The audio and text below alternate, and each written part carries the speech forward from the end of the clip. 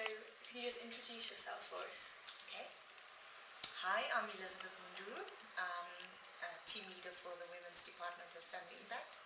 I work with the women in the rural areas and within Bulawayo, peri-urban. And could you tell us a little bit about your menstrual hygiene programme and what that involves? It involves training of trainers, training the women at village level, and they go back into their respective villages and train other women, and going into the schools as well, where we form health clubs and train the girls as well to make the reusable sanitary pads. And this is the pads that Yes, and that's the pad. There we go. So tell us, why do you think this issue is so important for girls in Zimbabwe? It's important because most of them drop out from school because of not going to school when they're on their menstrual cycle. And it's important that they have an education to empower the women. And most of them drop out, and the next thing is that they're married, and they get into a marriage not of convenience because what am I to do next? Some of them are exploited. They come into the city just to become a maid, yet this child has so much potential.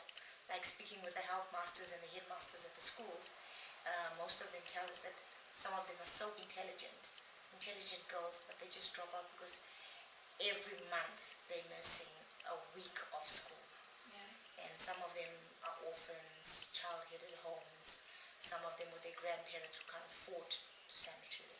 Okay, and since you started these programs, have you seen an improvement in the girls you're working with? Yes, a great improvement. It's actually had an impact on their education, and most of them are top of their class. Some not so, but I'd say 75% of the girls have shown a great improvement. And with the schools we've been working with,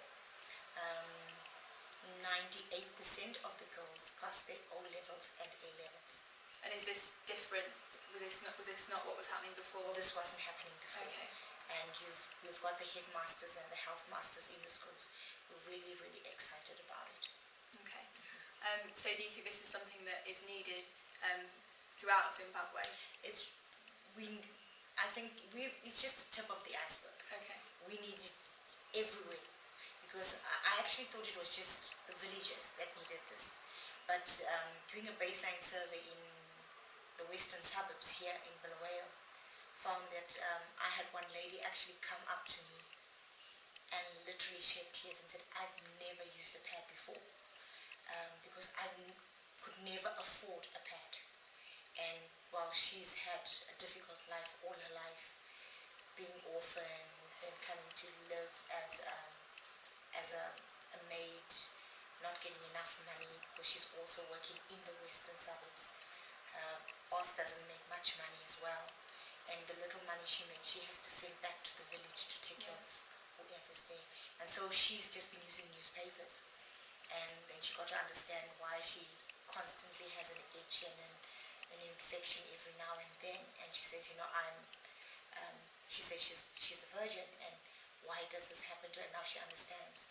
And now the reusable pad is something that she's going to do and share with even the other maids around. Okay. And you said some women are using banana leaves. Banana leaves, because they're smooth, they're not rough, so they don't hurt as much.